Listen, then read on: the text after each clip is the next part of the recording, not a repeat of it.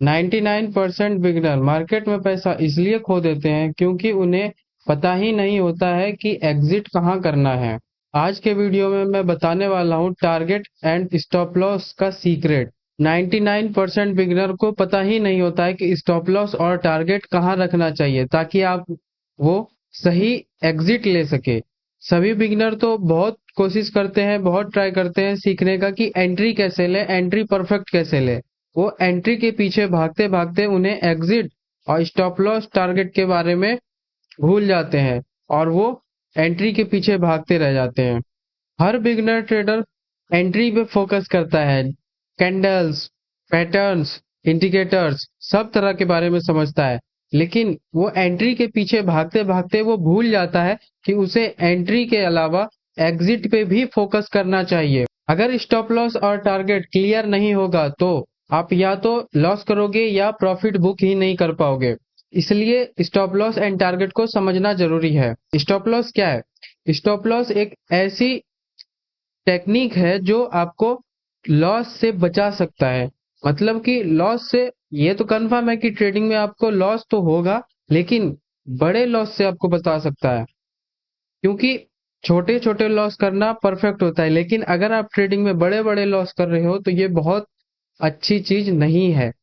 ये इस पे आपको कंट्रोल करना पड़ेगा। इसलिए स्टॉप लॉस बहुत जरूरी है हर ट्रेड के लिए, हर बिगिनर हो या प्रो हो या इंटरमीडिएट हो, सभी के लिए स्टॉप लॉस बहुत जरूरी है। स्टॉप लॉस एक ऐसा सेफ चीज है जो कि आपको बड़े लॉस से बचा सकता है। जैसा कि आप अगर 100 रुपए का स्टॉप लॉस अगर लेना चाहते हो, 100 रुपए का लॉस लेना चाहते हो, तो आपको सिर्फ 100 रुपए का ही लॉस होना चाहिए उस ट्रेड में। इससे ज्यादा लॉस नहीं होना चाहिए। और अगर आप कैंडल स्टिक के बेस पे ट्रेड लेते हो तो आपको कैंडल के लो पे ही आपको स्टॉप लॉस रखना चाहिए या हाई पे रखना चाहिए। और अगर आप कैंडलस्टिक पैटर्न्स पे अगर ट्रेड करते हो तो आपको स्विंग लो पे या स्विंग हाई पे ही स्टॉप लॉस रखना चाहिए। इससे बीच में आपको कभी ऊपर या नीचे शिफ्ट नहीं करना चाहिए, एक जगह स्टॉप लॉस आपको फिट रखना चाहिए। टारगेट क्या होता है? टारगेट जहां आप अपना प्रॉफिट लॉक करते हो। टारगेट हमेशा दो चीजों को देखकर हमें सेट करना चाहिए। पहला है कि रिस्क रिवॉर्ड रेशियो के बेस पे अगर आप ट्रेड कर रहे हो तो रिस्क रिवॉर्ड बेस पे आपको ट्रेड करना बहुत जरूरी है। इसी से आपका कंसिस्टेंसी बना रहेगा। तो मिनिमम आपको रिस्क रिवॉर्ड तो 1:2 फॉलो करना ही चाहिए। अगर इससे ज्यादा भी आप अगर फॉलो कर रहे हैं तो बहुत अच्छा है। और दूसरा पॉइंट है कि टारगेट को किस तरह से आप जब भी ट्रेड लेते हो तो अगर आप बाय कर रहे हो तो अगले रेजिस्टेंस जो लॉजिकल रेजिस्टेंस है उस पे आपको टारगेट रखना चाहिए। या आप सेल कर रहे हो तो सपोर्ट है उस पे आपको टारगेट रखना चाहिए। मतलब कि लॉजिकल टारगेट होना चाहिए। ये नहीं कि आप कहीं भी रैंडम नंबर पे आप टारगेट ले रहे हो, रैंडम नंबर पे आप स्टॉप लॉस ले रहे हो, तो ये अच्छी चीज नहीं है। तो अब रिस्क रिवॉर्ड रेशियो के बारे में बात कर लेते हैं। रिस्क रिवॉर्ड रेशियो से ही आपका कंसिस्टेंसी बना रहता है। रिस्क रिवॉर्ड से कंसिस्टेंसी कैसा बना रहता है? क्योंकि अगर आप 1:2 के रेशियो पे अगर आप फॉलो कर रहे हो, 1:2 रेशियो पे आप अगर फॉलो कर रहे हो तो आपको ये है कि मान लिया जाए कि 10 ट्रेड आप ले भी रहे हो तो 10 ट्रेड में अगर 5 ट्रेड आपका लॉस में भी चला जाता है और 5 ट्रेड आपका प्रॉफिट में जाता है, तो मान लीजिए कि 1:2 के हिसाब से आप ट्रेड ले रहे हो तो आपका 5 ट्रेड में कितना, अगर 100 रुपए का आप पर ट्रेड में लॉस ले रहे हो तो कितना, 500 रुपए का आपका लॉस गया। तो आपका स्टॉप लॉस तो 500 का हुआ टोटल और आपका प्रॉफिट हो गया 2 गुना है। क्योंकि क्योंकि 1:2 का आप ट्रेड ले रहे हो तो उसके हिसाब से 1000 पॉइंट का आपके पास टारगेट भी आएगा।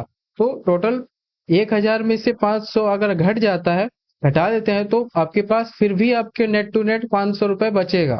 तो रिस्क रिवॉर्ड बहुत ही मैजिकल चीज है और ये आपको कंसिस्टेंसी में हमेशा आगे रखेगा।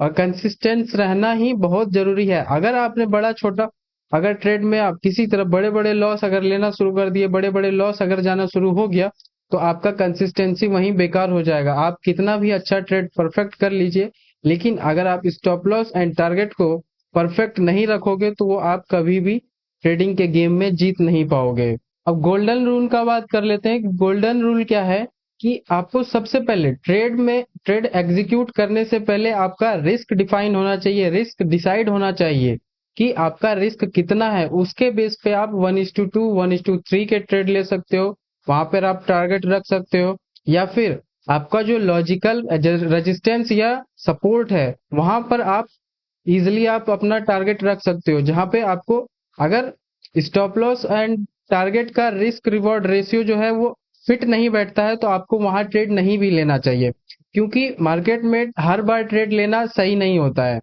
आप जब ट्रेड नहीं भी लेते हो तो वो परफेक्ट ट्रेड होता है, ट्रेड लेने से भी अच्छा होता है कि आप ट्रेड ना लो। तो ये चीज बहुत ही अच्छी चीजें हैं कि अगर आपको डेली ट्रेड लेने की जरूरत नहीं है, अगर आप नहीं भी ट्रेड कर रहे हो तो वो परफेक्ट ट्रेड है। कैसे? क्योंकि आप उस दिन ट्रेड नहीं लेके भी आप अपना स्टॉप लॉस को बचा रहे हो, तो वो ना करने ट्रेड से भी बेहतर ट्रेड है।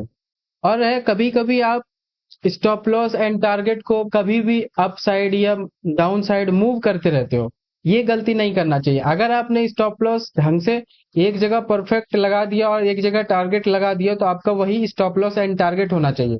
कभी भी आपको चेंज नहीं करना चाहिए कि कभी मैंने मूव कर दिया ऊपर की तरफ या नीचे की तरफ, ये ऐसा नहीं करना। एक बार जो आपने स्टॉप लॉस एंड टारगेट को रख दिया तो वो परफेक्ट है कि वही होना चाहिए। और ट्रेड लेने से पहले ही आपको एंट्री और एग्जिट मतलब स्टॉप लॉस एंड टारगेट के बारे में पता होना चाहिए कि आपको कहाँ एंट्री करना है और कहाँ एग्जिट करना है।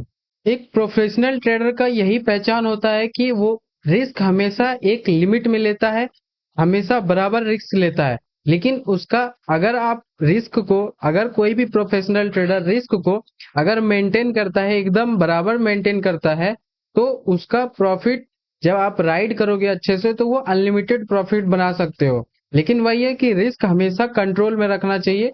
जब तक आप अपने रिस्क को कंट्रोल में नहीं रखोगे तब तक आप प्रॉफिट नहीं कर पाओगे कंसिस्टेंसी। और कंसिस्टेंट प्रॉफिट करना बहुत जरूरी है और स्टॉप लॉस को हमेशा अपने कंट्रोल में रखना चाहिए। तो ये video stop loss and target के बारे में था। तो आपको ये वीडियो कैसा लगा, और वीडियो अगर हेल्पफुल लगा हो तो लाइक कीजिएगा, कमेंट कीजिएगा और अपने दोस्तों के साथ शेयर कीजिएगा। और इसी तरह का लर्निंग कंटेंट जल्द से जल्द आप तक पहुंचे तो चैनल को सब्सक्राइब कर लीजिएगा। इसी तरह लर्निंग कंटेंट आते रहता है। थैंक यू दोस्तों।